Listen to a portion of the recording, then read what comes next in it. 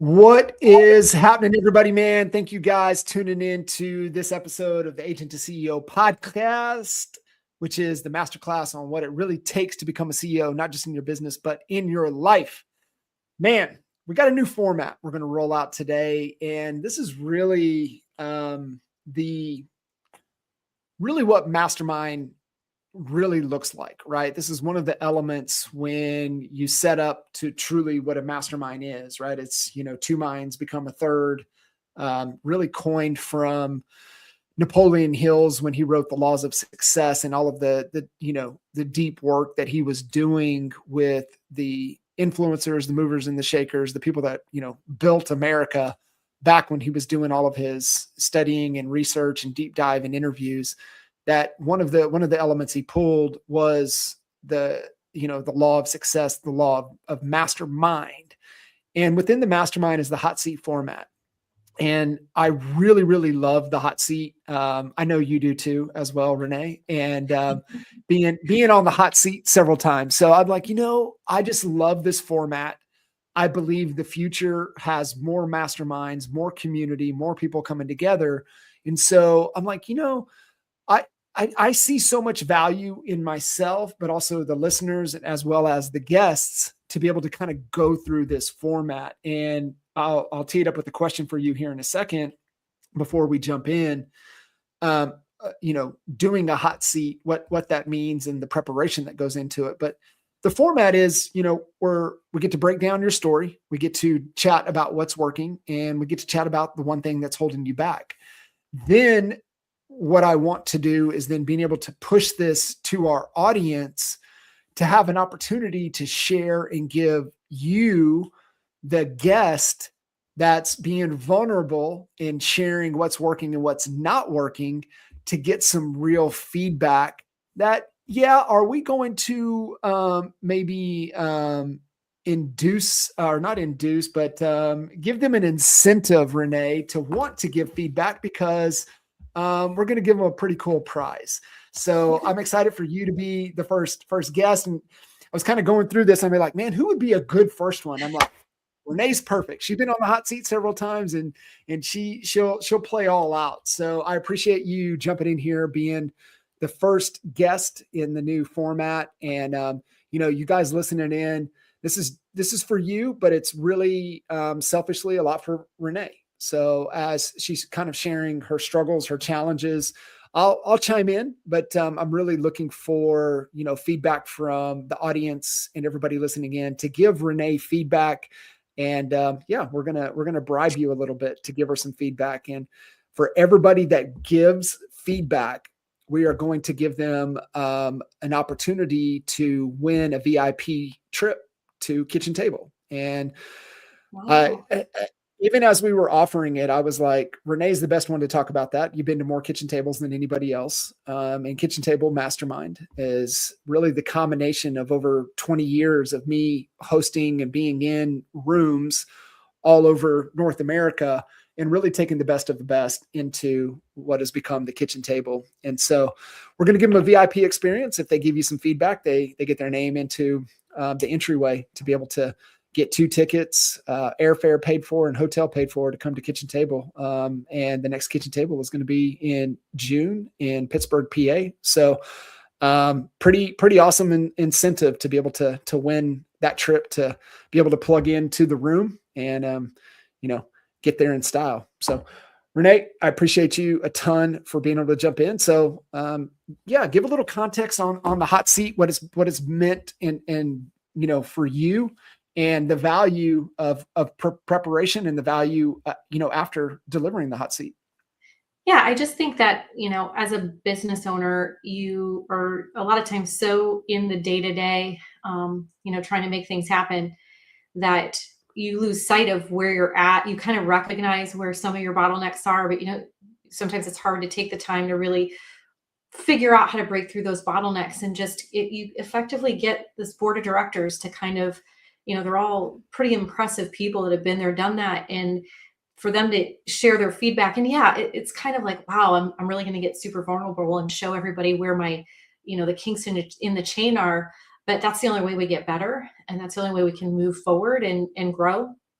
So I think it's hugely beneficial. Some of my most favorite KTs, is when we have really deep opportunities for the hot seats, because you learn even things about yourself, even if you're giving feedback.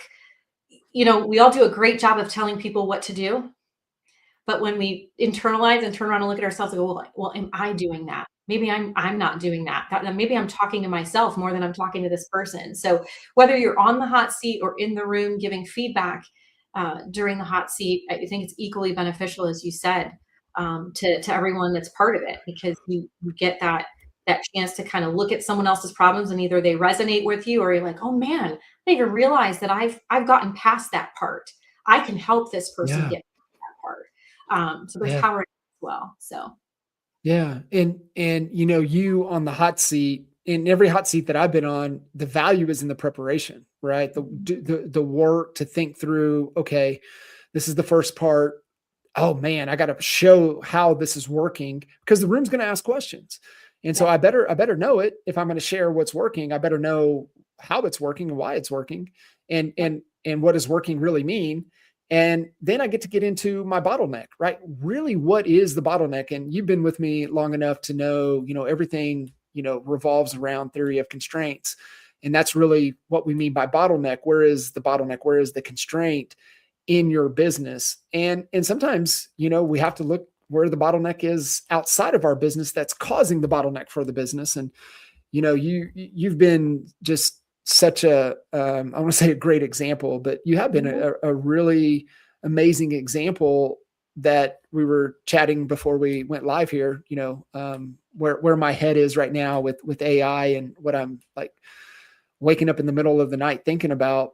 And just like what we were talking about, like your problem in 2019 was personal. It wasn't business, yet it was impacting the business. And I'm like, well, your solution is, just a few years away, a decade away. Your solution is a decade away. And then, you quickly made the connection to who's going to be taking care of you, when you get to, later in life. yep. So it's just really fascinating world that we're living in. So Renee, let's jump in. So, first segment, first piece of the hot seat is to, spend a couple minutes. We typically say about 3 to 5 minutes on, origin story. Like, how did you get this business going? Why did you start the business? How come you got in the business? And then zoom out, right? What is the vision? What are we working towards? What is your North Star? Yeah. So I was in corporate America and working, and I was working about 60 hours a week for someone else, building their company, building their empire. And at the time, my husband was fighting a war. And I was home working 60 hours a week. At the time, we had a son, a young son, and I would drop him off first thing in the morning, 6:30 in the morning. I would go to work, and I would find myself not picking him up till 6:30 p.m. Mm, And I basically got him home, fed him dinner, gave him a bath, put him in bed, rinse and repeat every day. When we did have weekends, when I wasn't working, I was constantly like this. And he knew that this meant, mommy's on the phone and you need to be quiet. So my son grew up extremely independent because it was always this. And effectively, he was learning all of his skills and all of these, passing these milestones in someone else's care. And mm, while I was doing that, I'm like, man, this just does not seem the way. So my husband was overseas fighting the war. We decided that rather than him buying a truck and not being able to drive it because he's fighting the war, and that's what we joke, because many military members, they go out and buy a truck and then they get married, and anyway. So he said, why don't we're going to take the money and we're going to buy real estate with it. So we started buying investment properties, and he's on the other side of the world fighting the war.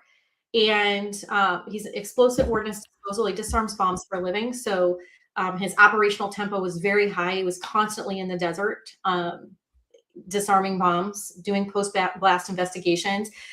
His operational tempo was so high that we did not know if and when he would come home. Right, I would see him 30 days out of the year. The rest of the year he was deployed or in training to be deployed. So it was this endless loop. So we started investing in property, and rather than investing the way most people invested, we needed a really good exit strategy for me. So buying very low end properties in struggling neighborhoods was not the right thing for me, especially with a little boy Renee, at home. what year was this? Yeah, great question. So 2008, well, Okay, good. 2005 and 6 is when the height of the war was going on. 9/11 happened, and then we ended up at war, and Albert saw 9/11 happen and was like, I need to do something about this. And he went into the military as an old guy. He was like 26 going into the military, which is unheard of. And then they said, hey, how would you like to blow stuff up for a living? He's like, sure. And that's how he got into explosive ordnance disposal. So at any rate, here we are. I'm working this corporate America job. We're buying properties. I'm literally going in there and like, I had a tenant, from one of our first properties. I'm like, hey, do you want a couple $100 off the rent? Why don't you come over and help me rip up carpet in this other property that we just acquired? Like, that's what I was doing. I was flipping properties and working 60 hours a week and had a little boy at home. It was a lot.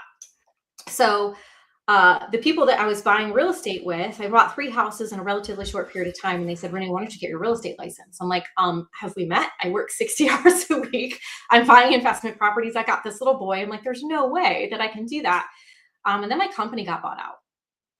And I got the phone call that, hey, Renee, company got bought out. We are not going to renew your contract. And I was like, oh, like, what does that mean for me?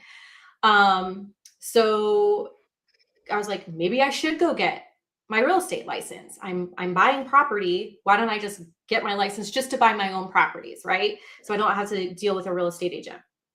So I went and got my license. My husband came home like a good husband. He came home on a 36, which he was stationed on Guam. So it was more than 36 hours because it was 36 hours of travel just for him to get to me. So at any rate, but they called it a 36.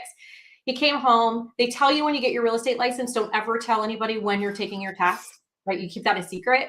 So I got up that morning after he got home and I said, hey, I'm going to go get my hair done. And he's like, okay, you couldn't get your hair done before I came home? And I'm like, I got to go get my hair done. So I went, I tested, I passed, I came home and I walk in the door and he's like, wow, babe, you look great. I'm like, really? Because I look exactly the same way I did when I left that house. But that's what he's supposed to say, by the way. Yeah, that's how I know he was a keeper, right? But I said, I am a little different. I'm a real estate agent now. I passed my real estate test. He's like, wow, okay. So fast forward, he goes back to fighting the war. I get a call. I don't know. I feel like I'm just going to be an investor with this real estate license. I didn't know what I was going to do as far as a job. I went from working 60 hours a week to like, now what do I do? I took the time to kind of reintroduce myself to my son, who had no idea, he just knew I was the person that picked him up and fed him dinner and loved him and squeezed him and gave him a bath and sent him off in the morning again. So I reintroduced myself to him. And the next thing you know, I got a call from the company that bought out my company and said, hey, Renee, we needed to let everybody go that we didn't want to take on. We want to extend you the position again. So what did I do? Like a creature of habit, I went right back. I'm like, oh, this is comfortable. I went right back to working 60 hours a week for somebody. Yeah, because it was safe. Safety. At the time, I didn't have safety. My husband was in a bad place. He's fighting a war. I don't know if he's coming home. I gravitated towards something I knew. And I was miserable. I went right back to dropping my son off in the morning, picking him up late from daycare, doing all those things. And I'm like, this is just dumb. And at a time, this is now 2008, everybody was holding on to their jobs for dear life. Real estate, it tanked, right? And I was like, you know what? If I can do real estate now, I can do real estate anytime, no matter what the market is, because everybody's so underwater. Everybody, I can do it anytime. So when there was a mass exodus out of the real estate game and everybody was holding on to their corporate America jobs, I said, see you bye. I'm going to go give this real estate situation a try. And that's what I did. And we still continued to buy property. The more people that found out I had my license, they would just reach out like, hey, Renee, I know my neighbor is losing their house. I know it's going to get foreclosed on. Like, can you get me into it? We might want to buy it. And then it just turned into this whole animal of itself. So I was able to build and do pretty well in 2008, 2009, 2010, because everybody was so used to the phone ringing. I mean, they would put a sign in the yard, and before they were even pulling out, they were signing contracts on the hood of a car. 2008, exact opposite. I mean, if there were real estate signs, but they were sitting and everybody was underwater, and there was REOs and there was short sales. And I cut my teeth on dialing out rather than waiting for the phone to ring. And was able to build pretty quickly with that, and then continued to still invest. Fast forward to, figuring out how to navigate a real estate business. I had 2 more children after that. My husband did finally come home. Actually, I got him home late 2009. He left the military, and I continued to sell real estate. And with him home, I was able to focus even more on real estate, navigated having 2 more babies as a realtor, which was a whole nother, ball of wax there. And then really quickly, which seemed quickly, there was a lot of years in between, but was hit again with another smack in the face. And that was my parents ailing. So John, I've been coaching with you for several years, and kitchen table event comes. I go to the kitchen table event, have a great kitchen table. I'm all fired up. I'm sitting in the airport to get on the plane. And at this point it was in Oklahoma. So I had some layovers there, and I'm getting ready to jump on the first flight. And I get a call, and it's my family telling me that my dad was in the hospital and he had a heart attack. Now, my dad had had heart attacks prior to that. And anybody who knows one person, somebody has a heart attack, if they have subsequent ones, it's not good. It's not good. So I remember boarding the plane, and they had no status on him, just that he was in the hospital having a heart attack. And I thought, oh my gosh, I don't know that when this plane lands at my layover stop, I'm not even landing at home, at my layover stop, what that phone call is going to be like. Right. So the whole time I'm white knuckling for a totally different reason on the plane. And I get to my layover and I call, and they still don't know what the status is for my dad. So I finally get to Cleveland, literally get my car. I drive directly to the hospital, and my dad made it. But during that process, we learned that he was going to have to go on an insulin regimen. My dad was a type 2 diabetic and was able to manage it with pills and diet. And at this stage of the game, he was going to need to be on insulin. And unfortunately, my mother had started showing some cognitive decline as well. Mm-hmm. So we knew that my father wasn't going to be able to manage giving himself insulin, because the insulin was given on a sliding scale. He would have to test his blood prior to eating his 3 meals a day, and then measure how much insulin he needed to give himself. And we knew that that was going to be problematic.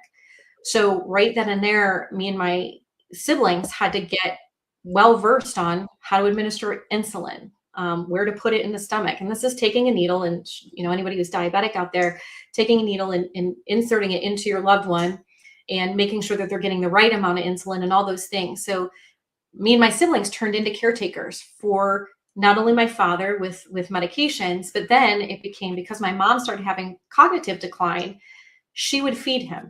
So when we would show up to measure, he would show different readings, and we'd be giving him insulin that was not appropriate based on what we were supposed to be doing. So we quickly realized that we also had to then prepare meals for them, and not allow my mom to prepare meals. We would do it. That way we could control when he was given the meals.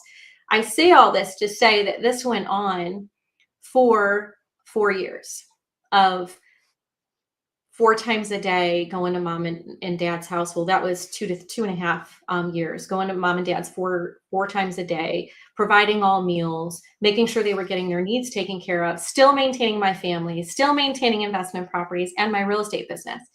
So what I quickly realized was that although I was still managing all of those things, I was losing momentum that I wouldn't realize I was losing until years later, because that's what happens. You may still be doing a ton of business while the issues are happening, and you're like, man, I'm killing it. I'm still selling a ton of real estate. I mean, look, 2020, 2021, we got through COVID.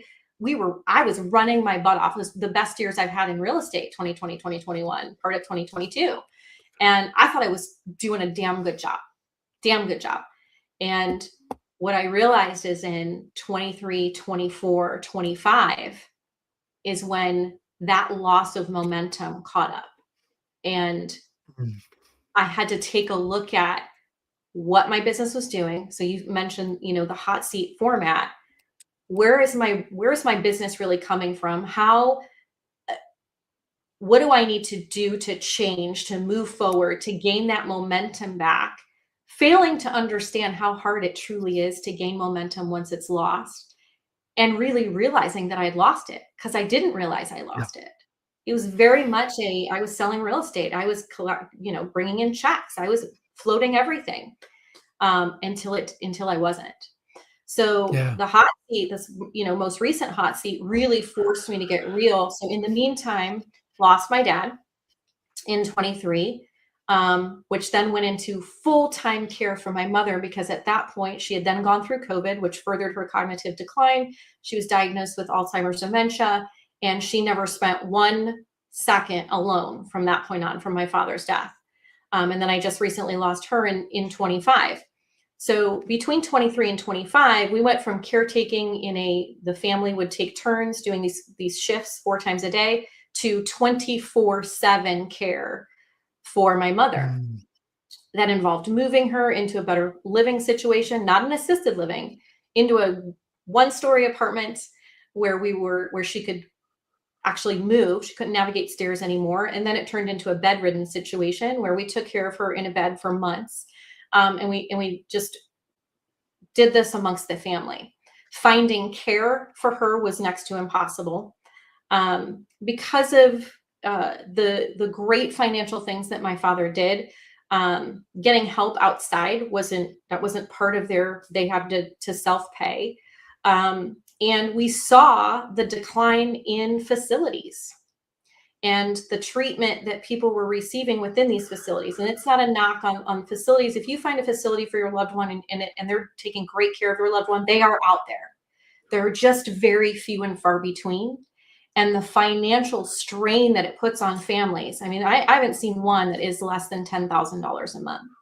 And most people don't know that because they're not researching it. You don't research those things until you're right smack dab into needing it, right? Nobody sits there going, man, I should really look into assisted living places because I might need it in 4 years. They just don't do that. So going through this experience with both my father and my mother and my siblings, all in different stages of life. I had 3 siblings that were retired. And then I had another sibling that was just like me, working day to day. And our priorities and our responses to the needs that needed to be met were very different based on where our life was, where our season was. I had small kids. I had a real estate career. I had investment properties, Airbnb properties, very high touch things that needed to happen in my world. And the lack of resources for people like my mom was astounding. In addition to that, as great as my dad was in managing their finances and really self-taught and really, had enough money to take care of my mom through her death, there were still resources that we needed that we didn't know we needed, nor how to get to them. And when we looked at, once my mother passed away and we're settling their estates, we then quickly realized the things we missed and what we could have done in order to make this process more smooth.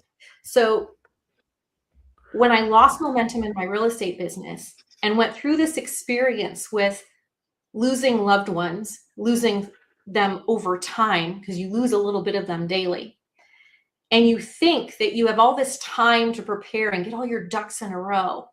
But if you're doing caretaking, none of the ducks are being put in a row. You're playing fireman day in and day out. You're only focused on the crisis that's at hand. And when you can't leave someone for a minute a day, you have to be there doing. And then when you weren't there doing, because another sibling would step in, you're trying to manage your life and take care of that. So again, after losing that momentum in the real estate space, I thought, and I was still selling, but I wasn't selling at the level I was used to. I wasn't getting the You're call, the distracted. calls. You Yeah, it was very, couldn't lock very in. There's no way to lock in. couldn't. So I had to look at what God had given me. And, we talked so many times, what's the lesson, Renee? What's the lesson? And I told you at one point, I said, John, I don't want to learn anything else. Like, I'm full. I don't want any more lessons, God. I'm full. I got it. Right. But I really, truly believe that I went through this cognitive decline with my mother. I then have a son who has significant ADHD, significant regulation issues. And you had said, you go, Renee, maybe all these things that you went through with your mom was to help you better understand and appreciate what your son's going through, and you can handle it better. And I thought, whoa, like that's whoa. So I had to look at my business and say, do I want to gain momentum again? What are the goals? Do I double down on investments? Do I double down on real estate? Do I do both? Can I do both? And really, I had to kind of evaluate what lessons did I learn that I could potentially apply and drive it through my real estate business. And that's where kind of building the brand around the experience that I went through came to life. Through the help of you, John, through the help of Joel Perso, through the help of Kitchen Table, all of this, my board of directors coming in and saying, Renee, you have this huge skill set now that previously, before taking care of parents, you didn't have. You now have this skill set. You have all these things that you know what not to do. You have a lot of experience in what to do, maybe not all of it, but enough to be dangerous. Apply it. And so that's effectively what I've done, is let me help as many people as I can going through these situations or preparing for having to go through these situations. Because that's the biggest key. The my age people, the our age people, see, once you get to my age, you want other people to be included. So I'm gonna include you, John. The our age people, we have to be worried about that, right? I mean, you unfortunately lost a mom really, early, and then you recently lost your dad. And there are so many things that they don't have set up, that they don't have, people pass away and they don't have the ability. They even think they have it set up and they don't have it set up right. They don't, because they only took them so far. Like I run into so many people that are like, well, I have a will. Everything's going to be great with my will. Where your will doesn't do anything. It sets your intention. Legally, it does not cover your real estate. It does not give anyone authority to sell your real estate. It just says, hey, I want so-and-so to have it. Well, guess what? Just because your will says you want so-and-so to have it does not mean they get it. They have to go through something called probate court and have a judge tell you whether or not they can get it, which just is so insulting, right? Here's your mom and dad, they blood, sweat, and tears. And typically the most amount of equity they have the most amount of money they have is wrapped up in their home. And now I have to have a judge tell me that I can receive it as their child. Even worse, I have to have a judge tell my mom that she can receive it, even though she was married to my dad for 30 some years. So I recognized this huge gap that not only in my real estate business, again, my age group, it comes with the territory, where people were coming to me saying, hey, my dad passed away. My mom wants to sell the house. I'd sit down at the kitchen table and they'd say, well, this is what we want to sell the house for. And I'm like, unfortunately, your mom can't sell this house. She doesn't have the right to. We live in a state in Ohio. We live in a dower state, and there's all kinds of rules and whatnot. And mom, although she lived in the house, she wasn't on the deed, wasn't on the title. That's how they bought houses back then. The man bought it, right? Mom didn't go on it. So now mom doesn't have the right to sell the house. So now she has to go through probate court. Guess what? Probate costs money. I was about to say, there's a fee. Yeah. Yes. So all of these missing pieces, and some of them I was able to avoid because my parents did do some right things. And some things I was right smack dab in the middle of. Where do we find care for mom? Can we find care for mom? All these things that I didn't want to know, but I had to learn. So if I learned them, I would be remiss in sharing that information. how do I translate that to real estate? And that became my charge, is how do I translate this? How do I help people protect the wealth that their families want to turn, to pass down? And how do I do it in such a way that I still need to earn a living, right? At the end of the day, I need to earn a living too. How do I help people? How do I help myself? How do we just make this a win-win for everybody? And that's been the goal, really, since my dad died. But taking care of my mom, it was so much time and attention away from my real estate business that I wasn't able to do that then.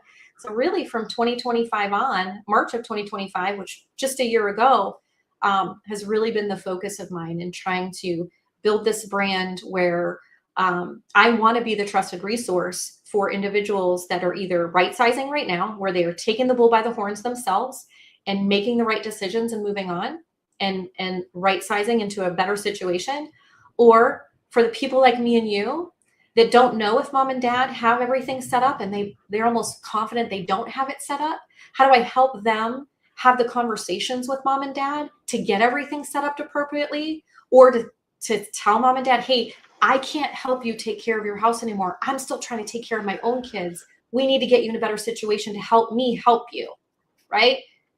So how do I get that messaging out? How do they receive that messaging? And where do I fit in that puzzle with real estate? Yeah. And making traction. I'm happy to say I've got people under contract now that I met them 10 years ago when they started researching assisted living places, because they were planners. They wanted to have everything planned out. They didn't want to leave a burden. But here we are 10 years later, and we just put their house under contract. They finally sold and put their house under contract. And God bless them for having the cognitive ability and physical ability to do it at 89 years old. Most people don't. They don't have 10 years to worry about it, right? No. It unfortunately happens way quicker than they think, and then they don't have the ability to make those decisions for themselves. So what's working is paving that road and making people understand, helping them answer their questions, have them get their ducks in a row, have them avoid some tax implications. What am I struggling with? The big struggle is that message to market, because I never want to sound like an ambulance chaser. That's not my goal. My goal is to get you to have all your ducks in a row. So it's, can you be the vitamin or the painkiller, right? So I want to be the vitamin, and I want to give them all the information they need to have everything set up appropriately. So then when it is time for mom and dad to move, we have a seamless transition where they get to choose, and that all works. But honestly, most people are going to need the painkiller. Yeah. Yeah. As much as you want to be a vitamin company, nobody wants to take that vitamin. They don't want to be preemptive. It's always, we'll deal with it when we have to deal with it. And it was the same. It really is tough. It's not sexy. It's not, it's not, let me go show you this luxury home with gorgeous, whatever. It just isn't sexy. It's, hey, everyone is going to need it. Everyone. I think that's the issue, right, Renee? Is like, nobody wants to talk about end of life. They don't want to talk about, nobody wants to even give it any light, give it any attention. Is that why the reluctance and just kicking the can down the road and like, if I'm gone, then I ain't got to deal with it. Somebody will deal with it, but it ain't gonna be me. My dad literally said it, and it was regards to all of this stuff in his house. We were telling him, like, Dad, we really, this summer we got to go through your garage and get stuff written out. And he's like, you'll deal with that when I'm gone, right? And I'm like, oh, like he meant it in jest, but he did not want to do it, and he wasn't realizing the true. I hate to use the term burden in these conversations, but he wasn't really looking at the true implications that he was leaving for his kids to have to deal with, especially when, like, people like me were still raising my own kids, have my own garage to fit, all those things. So, like I said, they did so many right things, and then there were so many things they just didn't address because it's just not, it's not something they want to deal with, right? Yeah. Yeah. So, no, it's definitely not. So I want to back you up just a sec. So, because when we give advice, and this is for everybody listening in that wants to kind of chime in and help Renee, there's, make sure, right? There's three ways to give advice. One, this is what I did. Hey, this is what I witnessed or I helped somebody do, and third is this is an idea. This is a thought. This is something I've been thinking about. So be mindful of that when you give advice. And one of the other things that really helps with giving advice is knowing what's the goal. What's the outcome? What are you working towards? So when we do kind of the open, and I appreciate you, sharing, the context so everybody can kind of, understand the story and where you're at in, this stage of, the season of your life that you're in. Right. And, what we start to do. So I understand kind of the mission, but what's the goal long-term, right? So when we say vision, there's core values, there's a purpose, and then what's the big, hairy, audacious goal that we're in pursuit of? And when you think about that for you, is there a vision around the business, or more of a mission? Is the vision personally? Is it a net worth target? Is it a monthly cash flow target? That's not, we're not trading time for dollars. Like, what is the goal? Like, what's the real goal that has a milestone and we know when we're going to hit it? What is that goal for you right now?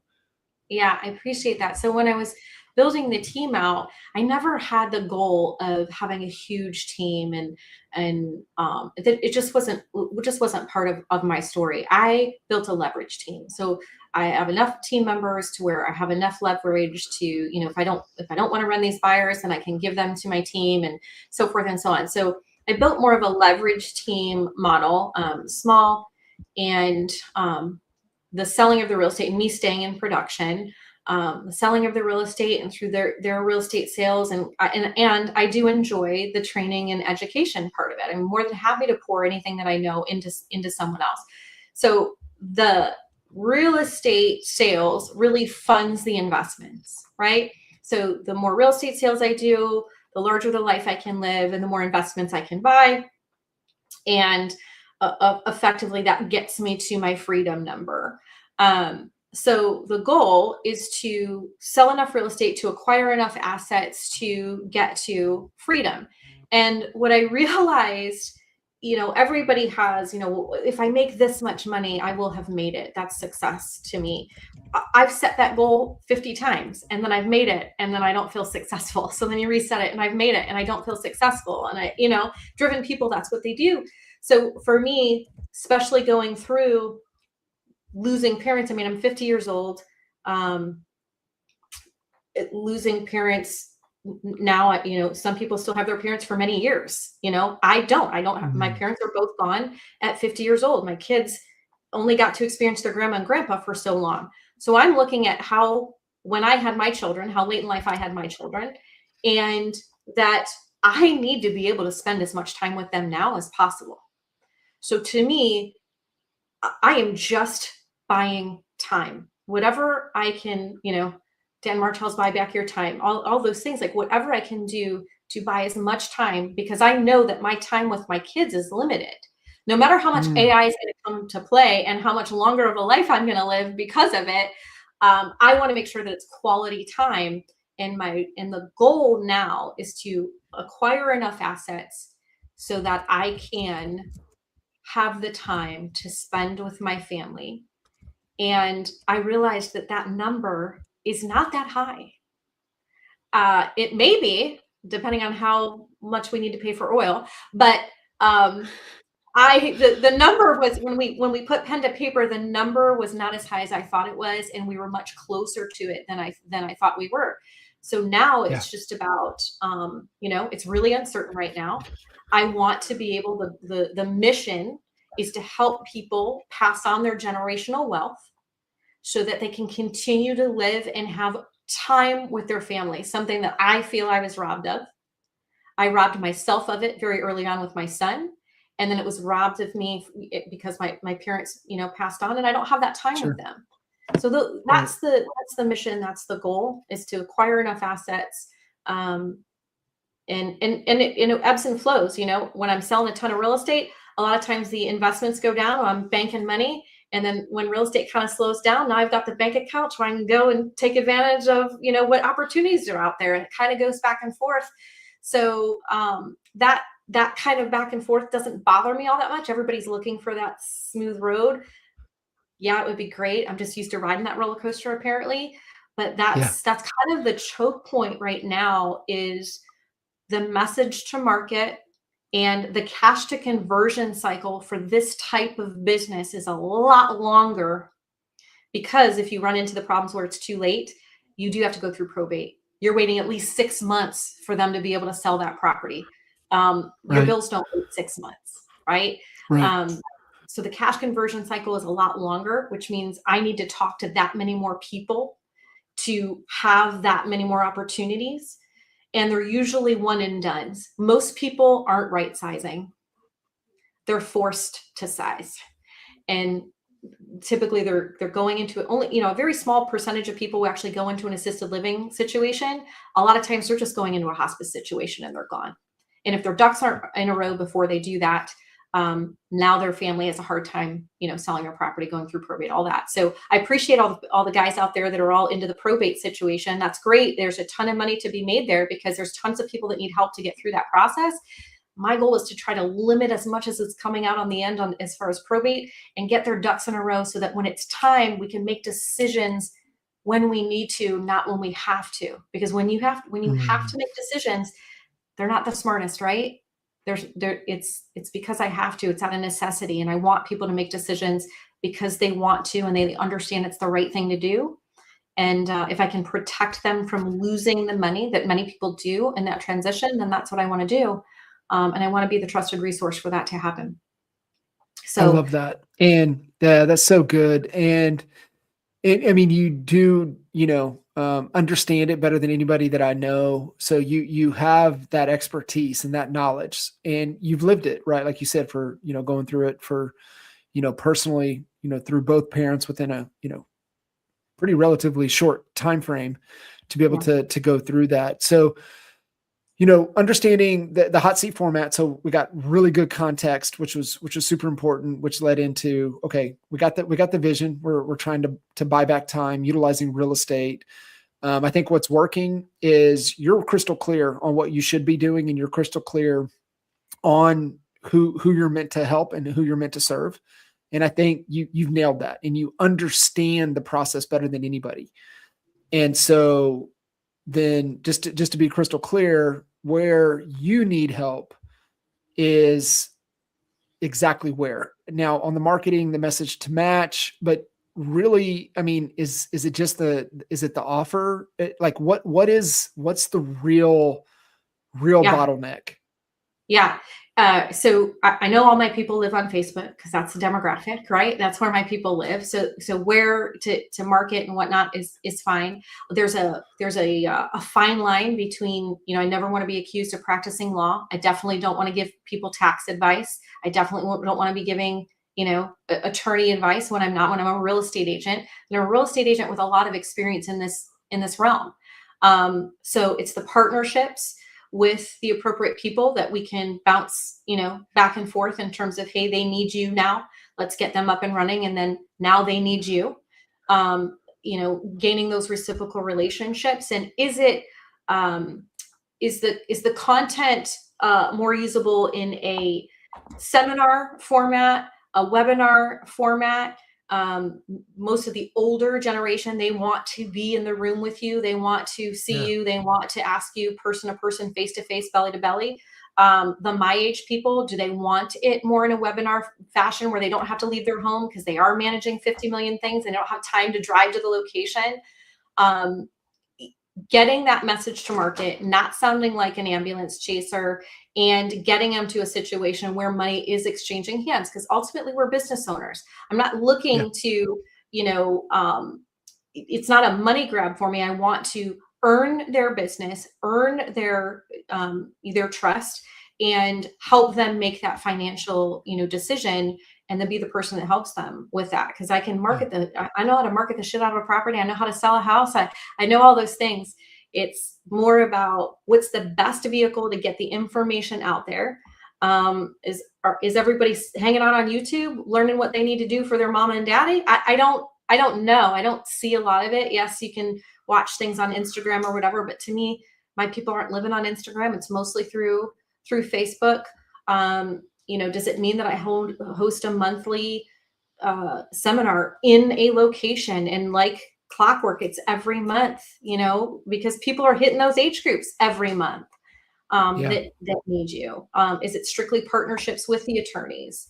Attorneys like to talk a It might lot be, too. and it might be all of the above, right? Yeah, It might be one webinar a month and one live in person a month, right? You hit both, learning yeah, styles and vice versa, right? You come to the webinar, you can come in person, you come in person, you can jump on the webinar.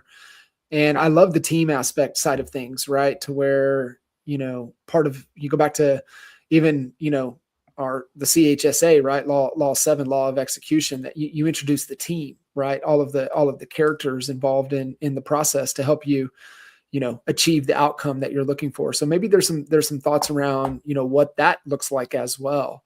So yeah, I love it. And, Renee, this is where we get to, kind of the intent of changing up the format into the hot seat, introducing, one of the segments being, the hot seat, of throwing it back out there and you using it, sharing it with everybody, to be able to get some real feedback in the real world of ideas and things. And guys listening in, if you've got some feedback, you got a message for Renee, some ideas, wherever you find this, then you can, please, put some comments inside of the feed. That way we can, the team can count, your contribution back to Renee, so that we can put you back into the drawing for a chance to win that VIP pass to Kitchen Table, the next Kitchen Table event that we have coming up.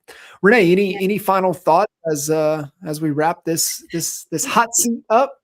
yeah. One last question is, what part of this can be automated? Because obviously this is a very high touch situation where you're going to be sitting at tables, and there's tears and there's anguish and it's very, very, very high emotion. What parts of this do we think that can truly be automated? You know, Utilizing those AI resources, things like that, because it's such a belly to belly type situation with this particular demographic. And then love that you're giving away a VIP. And by the way, I do think what might be a baseball game the week We of do have kitchen. a baseball game we're going to this week, this Kitchen Table. So yeah, And I'm those of excited. you who haven't been to that stadium, it is one to go see a game in. Super, super fun. We've had the opportunity to attend a game there, and had a great time. Dodged some raindrops, but you can still have fun inside the clubhouse when you're dodging the raindrops. So it was still a good time. I would say there will probably still be a good chance that we'll have to dodge raindrops, but we'll deal with it when we can.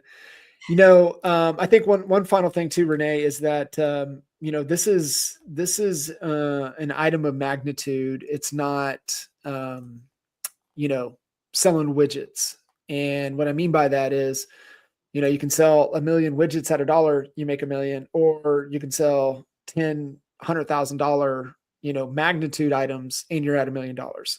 This is more towards the magnitude side of things, because the heavy lifting, the juggling of all different, people that want a bite of this apple. Like you said, you just scratch the surface with two, and that's attorneys on one, and obviously yourself on the real estate side of things.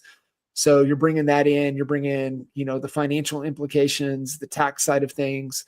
So you do have a bunch of different industries and disciplines involved in this process. So I love that. I think with as fast as we're flying with AI, I think there's going to be some solutions in there. But I can't wait to hear what folks have to say. So we're going to throw this out there. Renee, share, and if you guys have some context or feedback, please make a comment. That way we know to throw you into the drawing. Who's going to win that VIP experience coming to KT? This particular KT coming up in June, at the end of June, here in a couple months. Love it. Thank you so much for having Awesome. me on this first format this way. I appreciate it. First format. I love it. So, guys, we're going to wrap this one up. But like I said, if you've got the hot seat feedback for Renee, please share it, put it in the comments, tag Renee, and that way she can see it, and we can make sure to get your chance to win, chance to come to KT at the end of June here in Pittsburgh. And listen, if you guys are ready to identify your own bottleneck, you can always head over to sevenfigurecall.com and book your clarity call with me today. Awesome. Renee, thank you so much. You're the best candidate and the best trooper to jump in with the new format. So I appreciate you a lot.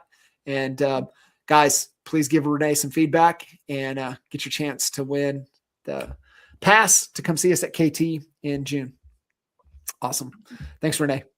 Thank you.